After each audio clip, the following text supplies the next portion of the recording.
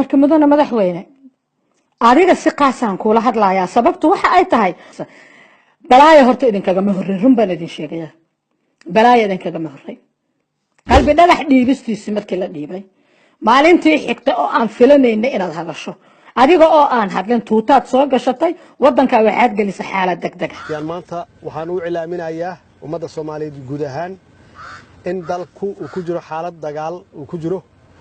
xaaladan dagaalka ahna aysan noqon doonin hal dhinac oo kaliya ee dagaalkan uu noqon doono dagaal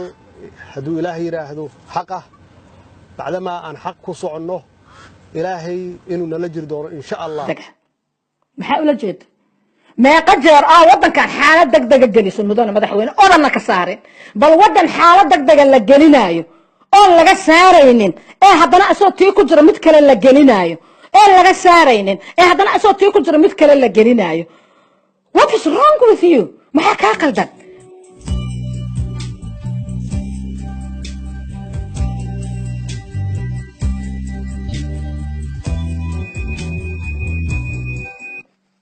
maxaa ka qaldan midda kale dad buugta ku haya oo hadalkaaga ku xasuusiyo oo falankaaga ma qabtid ya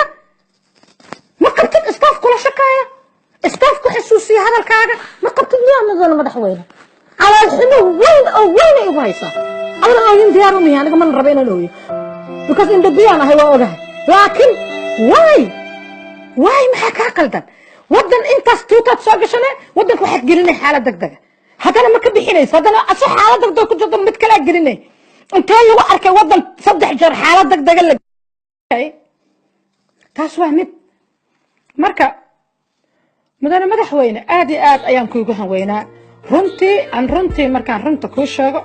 aad iyo aad aan u niyad jabay waxaana u niyad jabiyey wax kale ma aha shalay markii aad imaanaysa aad iyo aad aan kuugu taabacsanayn aad iyo aad aan kuu soo dhaweynay aad iyo aad aan kaaga dhacsanayn ma tihid nin xukunka ku cusub nin ra'iisul wasaare wadanka ka soo noqday ayaa tahay nin waxaad tahay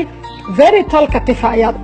anigu waan xasuustaa aniga amarkan gadaal kaaga dhacay ma aqaano magaalada xamar oo maalin walba qarax ka dhacaya oo maalin walba lagu dul dagaalamayo xanuunkeeday leedahay iyadoo